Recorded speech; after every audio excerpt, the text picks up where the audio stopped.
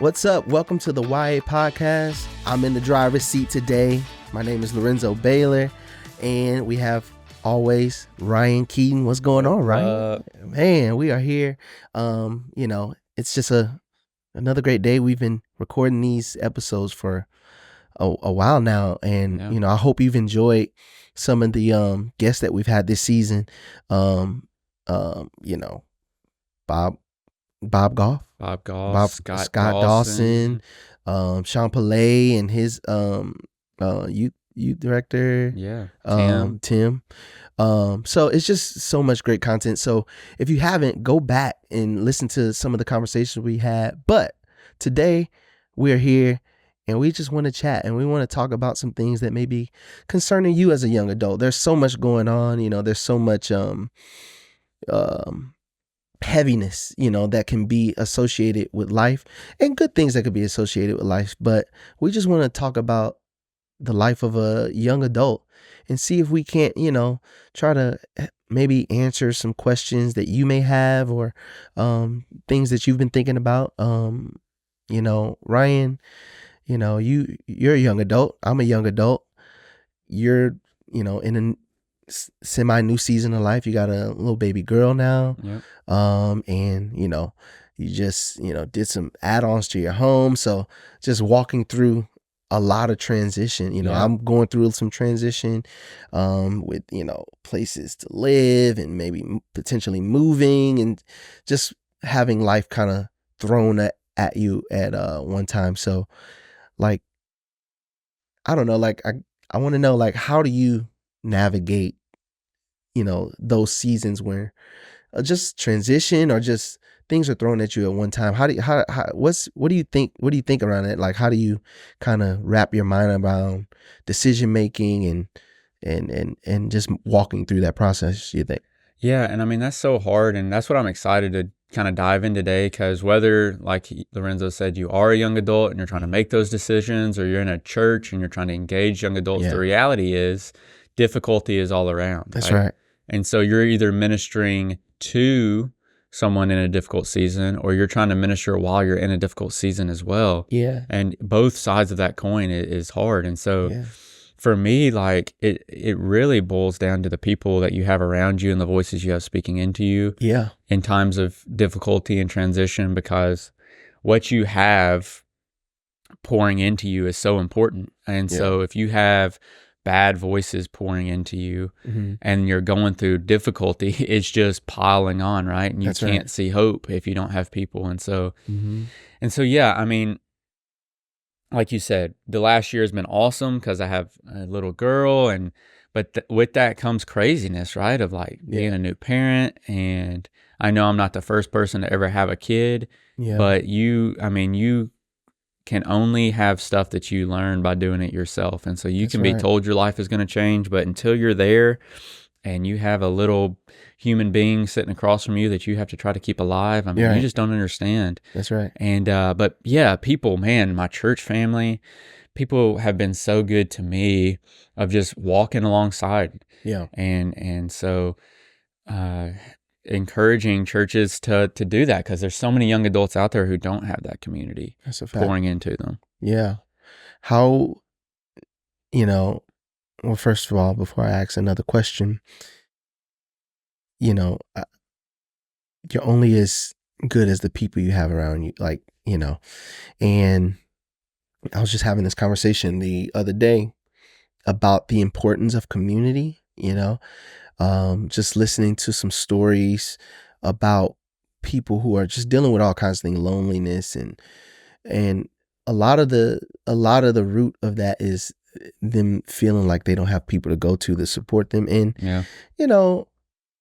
depending on who you are, we're of the millennial generation, and we have a lot of young adults that probably listen to this podcast that fall into the Gen Z, or and so there's this, I feel like this, I don't know if you feel this way, you hit this point in life where you start feeling like, I don't know, like you gotta take on the world by yourself. You don't want to ask for help. You don't want to, reach out to somebody because you don't want to come off as like, you can't handle these things. But I'm learning as of late, even walking through some things recently and even right now, of the importance of having great people around you to be able to help lift you up, and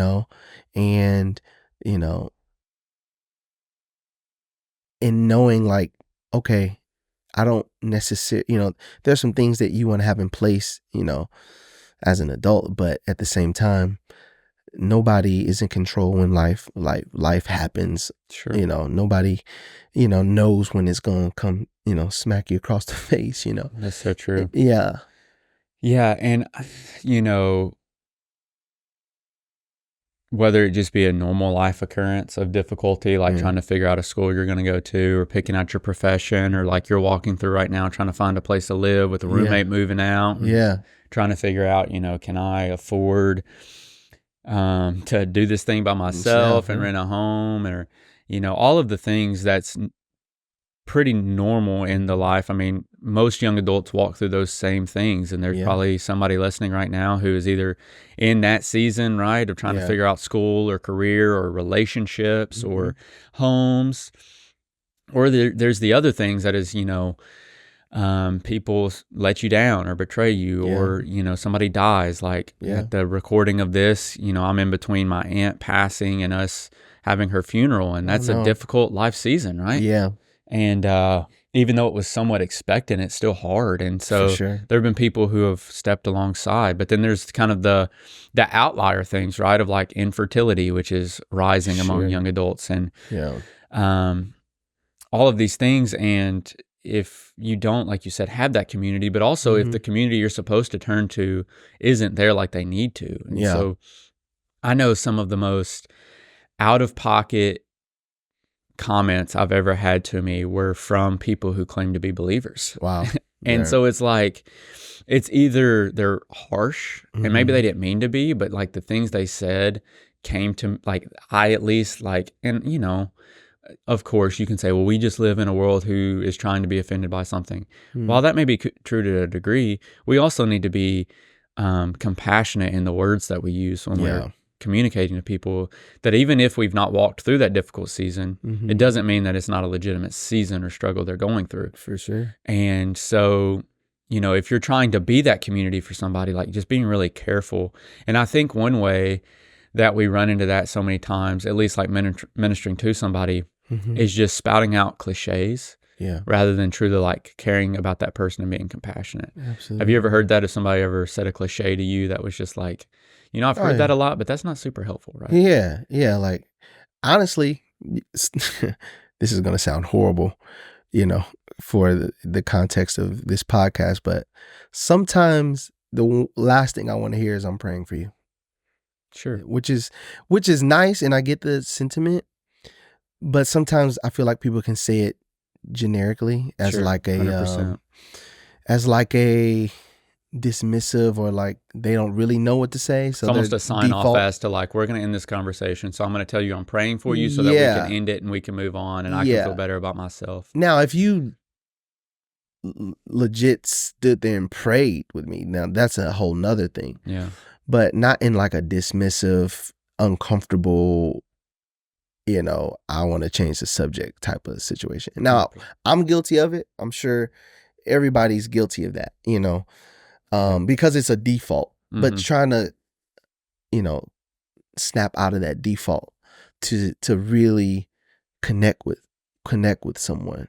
And so so like you said, actually praying with that person in the moment. Like, man, I've had just a really difficult moment, and of course, fill the room. Like, there's some times where like, but I just want to clarify something. It's not bad to say I'm praying for you. But if you're just saying it, as a like, I don't know what else to say, so I'm going to say it so we can move on. But I've told people that. I feel like Oh, yeah, 100%. You can tell. And I've had it, and I've probably said it, and I've told people this. Like, I think one of the most like insincere thing, but really one of the most like toxic things a Christian can say is, I'm praying for you, and not. Yeah. Because when people tell me they're praying for me, I rely on that. Exactly. And then if I don't have that support, I mean, prayer is not something that's generic. You need you need praying. Need it. And so, praying for them in that moment.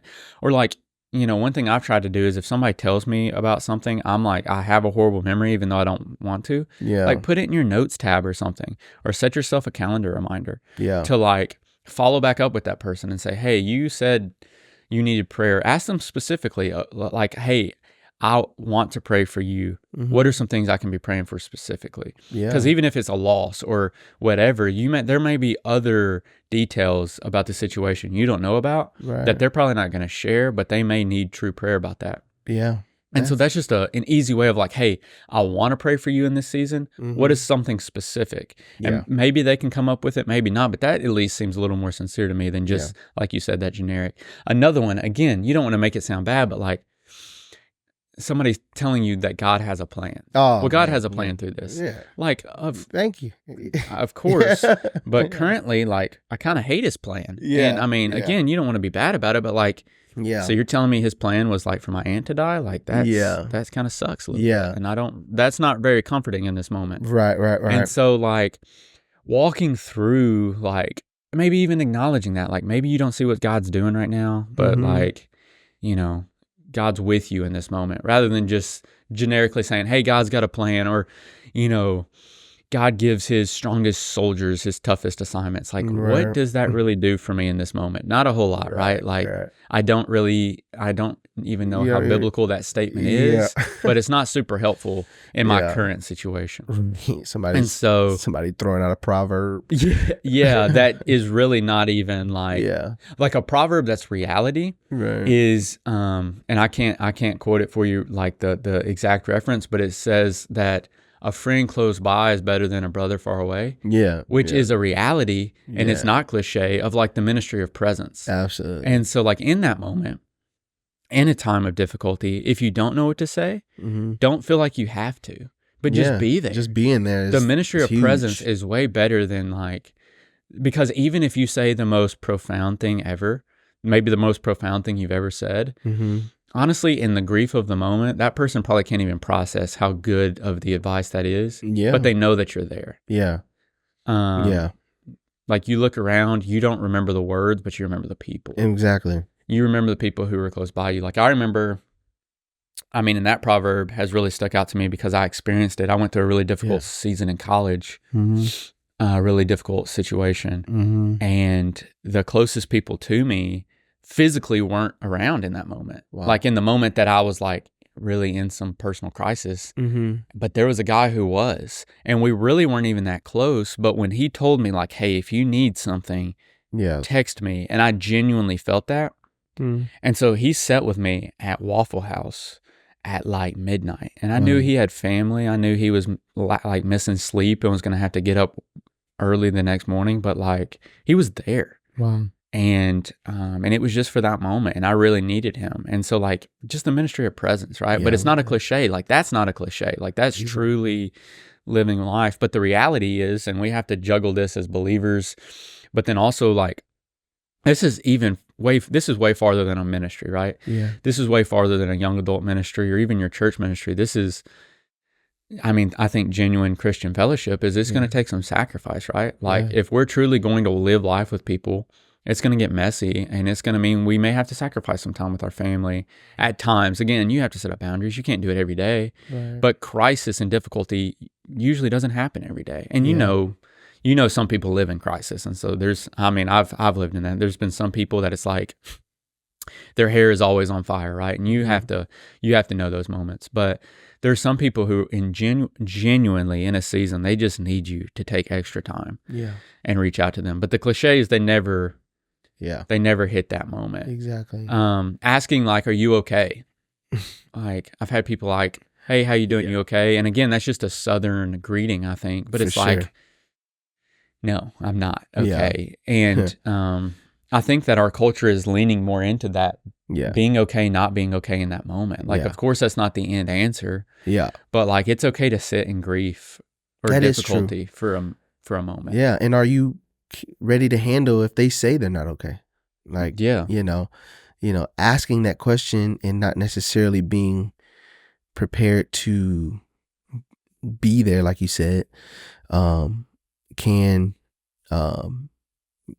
be. I remember 2020. Everybody's got 2020 stories, but I lost my a best friend who was like a brother to me. When you saw one, you saw the other, and our families go way, way back, and so I remember he passed away suddenly, and I was here in Tennessee, and that was going on in St. Louis, and I just remember I didn't sleep the night before. He passed away late at night, and I found out at 1:00 in the morning, and I just couldn't sleep. So I was up all night. Well, my uncle had come to town. He's a musician, and so he was in town for some recordings and stuff like that. And I remember him coming to get me, taking me. Now I'm on no sleep, right? No sleep. Yeah. But I remember we went. He did the recordings. We went to get something to eat. We ended up randomly at this conference, which was hilarious. And I'm nodding off in there. But I just remember him putting his arms around, I'll never forget that.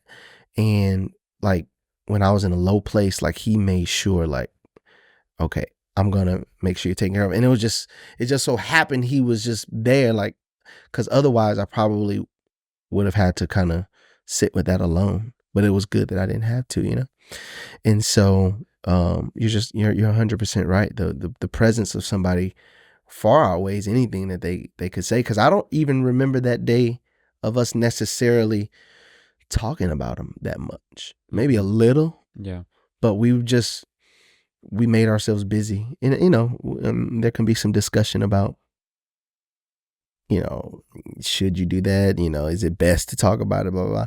But in that moment, when I look back on it, I didn't necessarily need him to say anything. I don't feel like I needed him to, tell me it's going to be all right or whatever he was going to say. It was being able to just be with somebody and take my mind off it for a little bit. But obviously you're thinking about it around the clock, and yeah, so that was huge. That was huge to have that moment.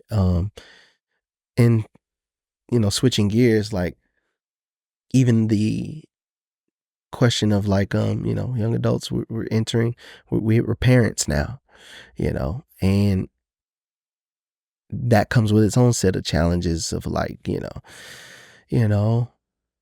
do I send my kid to public school, or do I homeschool them, dealing with everything that's kind of happening around that. There's so much noise around so many things concerning our kids today, and they're inundated with so much, and trying to navigate do I let my kid watch the iPad for an hour a day? Do I never give it to them? They're quiet when they have it, so do I just let them have a free for all? So how have you? I know Evie's 1 year old now. Yeah, she's 1. Even at this stage, how have you just been? How has that transition for you been, being a parent? For the first time, you and Rebecca's relationship. How has that shifted, and how have you been able to manage that piece? Yeah, well, I will say that there are things that I would have never expected were going to be difficult that have been. I mean, things like nap time. Yeah. Fall right in the middle of what traditional church hours are. Oh. And so, I mean, yeah, we have a nursery. Yes, we have great people in there who we care about, but that's just a reality of our lives, right? Yeah. And so that if, say we take her to the nursery at church and it doesn't go well, she doesn't eat well for them, or she doesn't nap well, that's not only Sunday that's thrown off, but it throws Monday, Tuesday. It takes us forever to get her back on. That's good. It seems caught up. And so that's just things I just didn't even acknowledge of like the grind of being in community. And so it makes more sense to me now as to why some young adults are just like have to work, have to do all these things, and they just say it's not worth it. And so our ministry, like making sure that we just acknowledge, but then we do the best we can to help those situations in young adults' life, right? Yeah. And then also like acknowledging the difficulty, but then not like assuming different things, right? So what was hard for us, somebody listening, they're like, yeah, I never had that experience, but there may be something harder for them. And so, I mean, that's been a cool thing for me is like people just being raw and transparent about difficulties in their parenting life. Yeah. But then also like being open to listen to like, all right, what's going on with you? And maybe not even offering the advice. I mean, I think that's what a biggest thing for me in difficulty is like not necessarily receiving advice, but just having somebody to walk through it with me. Yeah. And I think that may be a shift, maybe it's a culture shift or whatever it may be, but like I'm not necessarily trying to have somebody provide an answer for me. Like ultimately, and like to make this spiritual again, I mean, yes, at the end of the day, I know that God's got a plan. Yeah. I know people are praying for me. And I need to be reminded of those things, of course. But I also need somebody to just walk through life with me. Yeah. To help me see God's plan, to help me stay grounded, to just live the daily grind. Because the reality is, like, again, to go back to, let's say, parenting with Evie. Like, yes, I got home and there was a lot of people there within the first week or 2 weeks or month. But I need just as many people around me a year. I'm going to need more people around me in 5 years or in 12 years when she becomes a teenager, reminding me of these things rather than I do right now. Right now, we lay her down. For the most part, she stays there. She's just starting to learn no. But like at the end of the day, we're still pretty in control of what she does. Right. But I need more people later in life doing the same things. And so it's not just a now. And that's with any difficulty. Like you lose a loved one. You have a lot of people, but what about the holidays, the birthdays, the anniversaries? I mean, you need people coming alongside of you then too. Yeah. And remembering them, right? And I think that's an awkward part. Like, let's go to loss, for example. Yeah. I know for me, it's always been like, well, I don't know if I want to bring them up. And for me, and maybe people are different, but I've never been upset when somebody brought up a loved one that I cared about and said like a memory of them or things like that. It helped me. It was encouraging to me because it's like their life hasn't been forgotten, right? Yeah.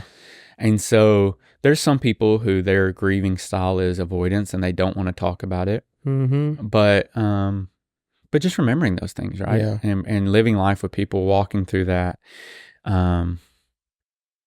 So yeah. What about you? So you're trying to figure out an apartment. You're trying to figure out, you got a roommate moving out. And, there could be some of like, is that really difficulty? But that is to some degree, a crisis that you're going through. Yeah. What are some things that like you're struggling with? Some things that people have been helpful or harmful. What are some things in that for you? For sure. I'm probably fall into that category of people who hate asking for help. Sure. But there are times where you can't get around it. And so, having to, just navigate, I mean, obviously the big stuff is, where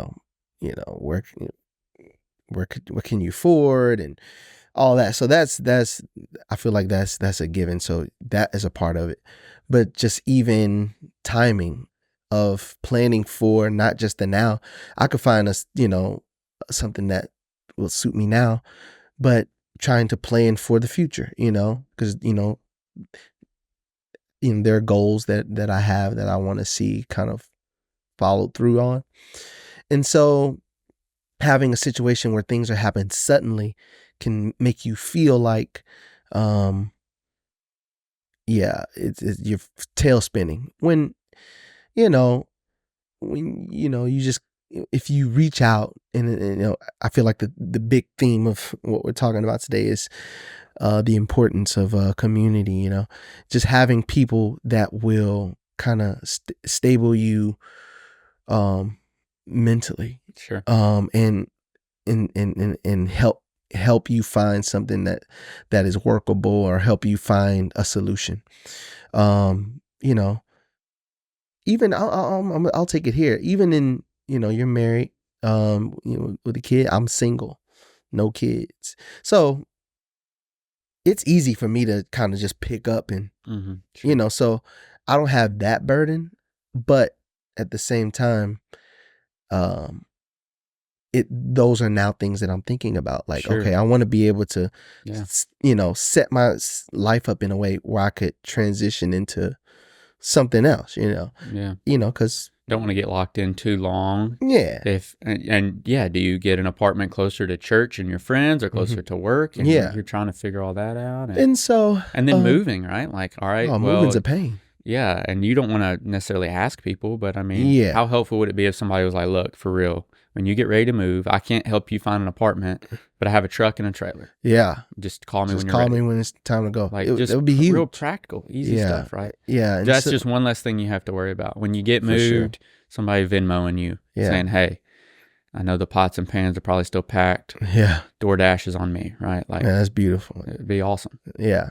And so, I'm probably, by the time this comes out, I would have either moved or whatever, the situation would have been. You may see resolved. Lorenzo on the side of I-65. You may see me underneath, sleeping in here in this studio. That's right. But also on a personal side, I'm glad I have my faith. I'm glad I got Jesus on my side, because there's a peace that also comes of knowing, like, this is hard, but I'm going to be okay, because he made it okay then. And so there is that assurance of that inner, like, okay, this situation sucks, whatever it is, but it's ultimately going to be all right. Sure. And so I'm grateful for that. And so, even as we wrap it up, we don't, have a lot of time. If you're out there and you find yourself, struggling through whatever you're dealing with, whether it's, you're newlywed, you've been married for 10 years, new baby, you're trying to figure out and transition, the housing, moving, you dealing with loss, whatever it is, just know it's okay to reach out. It's okay to ask for that help, but try to surround yourself with great godly people that will support you. And I would say, if you're in a ministry, plan for that, because the reality is, difficulty is not maybe, it's a for sure. Oh yeah. And so schedule in time in your calendar where you have flexibility to help somebody in difficulty. Money. I mean, don't be so financially strapped that you can't be generous with your finances or your time or whatever, so you can help people out, because and just live with your hands open. That's always been, I mean, me and Rebecca, we've never had a ton of resources, but I've always, from the very beginning of our marriage, said I want to live with my hands open, because I feel like the second you start closing your hands, God stops blessing that, right? Exactly. And so it's like, whatever I have obviously is hers, but I want it to be other people's too. Like, so if I have the ability to help somebody, I want to be that, and just live in a transparent life, because people who are walking through difficulty, young adults especially, if they feel like you have walls up and you never show weakness, they don't feel like they can be vulnerable around you. Absolutely. And I mean, we are only usually 90% ourselves. Yeah. Maybe that's even being generous for some, but like usually 10% or more of our lives, we hide away from the world or others. We don't let them into the difficulty. We don't let them into the struggle. We don't let them into the doubts or the fears or the whatever. Yeah. And so again, it's not saying you just word vomit your whole life to everybody, right? But you need people around you that you can be 100% with. Like, absolutely, today I'm struggling, or today, or whatever it may be. And so you need those people. And so we need to minister to those people, and we need to be those people, right? Absolutely. And so young adult ministry, there are transitions, there's difficulty. It may be a heavy difficulty like a loss, or it may be what you may not think is a heavy difficulty, but in that moment, it's a heavy difficulty. Finding a place to live is not It's a difficult thing because, I mean, that's a big decision because it has financial implications. Yeah. It has time implications. And then, like you said, it even has deeper implications than you wouldn't even think of, like you said, of I don't want to strap myself where it could impact a future relationship and those type of things. So, yeah. Lorenzo, it's been a good conversation. Great conversation. Ministering in difficulty, ministering to people in difficulty. Yeah. So it's beautiful. So yeah, thanks for taking some time to listen. And thank you for always supporting the Tennessee Baptist Mission Board YA podcast, brought to you by the Cooperative Program. We cannot do this without you. A special thanks to Kobe Mike, who's engineering and producing this podcast for us. Listen, we want to hear from you, actually. We got YouTube, we got Instagram, Facebook. That's right. You can find us. You can find us there. When you listen to this podcast, just engage with us. Get in the comments if you're watching this on YouTube. We want to talk to you and just continue this dialogue. So thank you for listening and tuning into the YA podcast. Until next time, I'm Lorenzo Baylor. Ryan Keaton. Go win Tennessee for Jesus. We'll see you next time. Peace. See ya.